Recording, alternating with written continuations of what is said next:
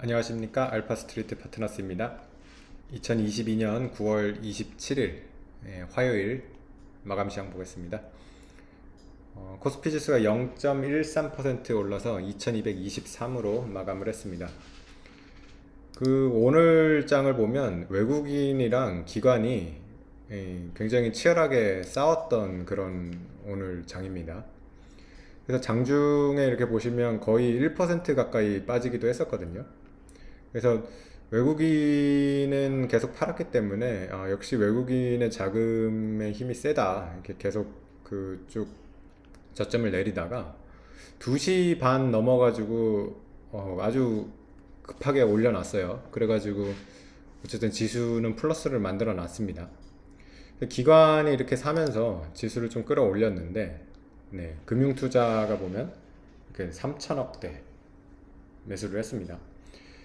근데 오늘 연기금 같은 경우는 팔아가지고, 기관이라고 하더라도 이렇게 뭐 다 똑같지가 않습니다. 연기금 같은 데는 참, 그, 얄밉네요. 오늘 같은 날에도 이렇게 팔고 있습니다.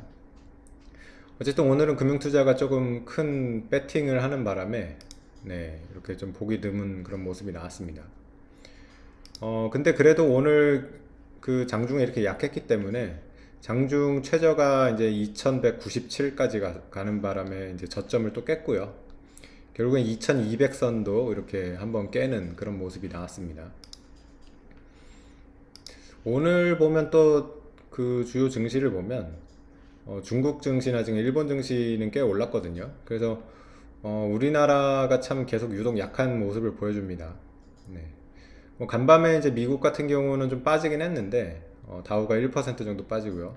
나스닥이 그래도 좀 덜 빠졌죠. 나스닥이 0.6% 빠져가지고 상대적으로 나스닥이 좀 강했습니다. 오늘 근데 우리나라 같은 경우는 네이버, 카카오 같은 회사들이 많이 빠졌었어요. 네.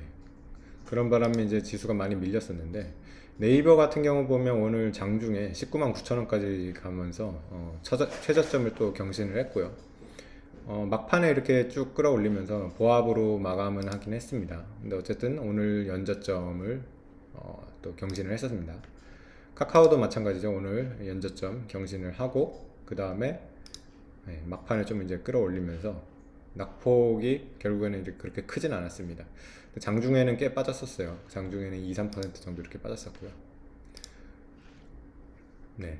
그래서 그런 주식들이 좀 많이 약했고, 상대적으로 삼성전자가 요새는 조금 그래도 괜찮은 것 같아요. 삼성전자가 예전에 이제 워낙 많이 빠졌기 때문에 지금 이 바닥권에서는 삼성전자가 더 빠지지는 않는 그런 모습이 지금 나오고 있습니다. 삼성전자 오늘도 플러스가 좀 났고요. 네, 0.56% 이렇게. 그래서 삼성전자가 뭐 상대적으로 더 빠지지는 않는다. 그렇다고 뭐 강한 건 아니죠. 더 빠지지는 않는다, 그 정도 수준이고요. 네, 그렇습니다. 지금 우리나라 이 증시를 보면 유독 약한데 이 외국인들이 이렇게 계속 팔고 있거든요. 근데 참 이 상황이 안 좋으면 계속 더 약해지는 게 우리나라 증시의 좀 그런 특징인 것 같아요. 저는 그래도 우리나라가 이제 많이 기초 체력이 탄탄해져서 나름 선진국적인 그런 증시가 될 거라고 생각을 했는데, 역시 위기 때 보면 그렇게 강하지는 않네요. 여지없이 이렇게 약한 모습을 보여줍니다. 외국인 시선으로 지금 봤을 때 우리나라 증시에 지금 좀 문제가, 우리나라 증시라기보다 우리나라 경제에 대한 지금 우려가 있죠. 이 무역 수지거든요. 우리나라 이제 무역 수지인데 이게 계속 지금 적자가 계속되고 있어요. 그래서 가장 최근에 나온 게 보면 이제 8월 달 무역 수지거든요. 9월 1일에 나왔는데 보면 적자 폭이 상당하죠. 95억 달러 정도 이렇게 적자가 나오면서 이게 지금 거의 5개월 연속 적자거든요. 그리고 그 전에 적자가 있었고요. 흑자가 2달 나오긴 했는데 굉장히 흑자 폭이 적죠. 그리고 이제 9월 달 무역 수지가 이제 10월 1일에 나올 건데 9월 달도 지금 적자로 가는 것 같아요. 그래서 무역 수지가 계속 이렇게 적자가 되고 있다 보니까 일단은 환율에 또 부담이 되고요. 그래서 환 자체가 지금 1420원대 이렇게 높습니다. 달러가 지금 그 좀 부족한 그런 상황이라고 봐야 될 것 같습니다. 네, 그래서 지금 이런 상황이기 때문에 우리나라 증시가 올라오기가 너무 어려운 그런 것 같습니다. 그런 상황인 것 같습니다. 근데 거꾸로 뭐 생각하면 이 무역 수지라던가 이런 게 좀 개선이 되면 또 크게 반등이 나올 것 같아요. 네, 그렇게도 볼 수도 있습니다. 다행히 그래도 지금 이 경상수지 같은 경우는 그렇게 적자가 아닙니다. 경상수지가 좀 늦게 나오긴 하는데 지금 7월 달까지 일단 나온 걸로 봤을 때는 7월 달에도 어쨌든 적자는 아니었습니다. 흑자가 이렇게 나왔고요. 이때 이제 4월 달에 한번 적자가 살짝 나온 적이 있는데 굉장히 폭이 작았죠. 그래서 경상수지 자체는 여전히 흑자 기조가 계속 이어지고 있기 때문에 그래서 무슨 외환위기나 뭐 이 정도는 사실은 그렇게 걱정할 수준은 아닙니다.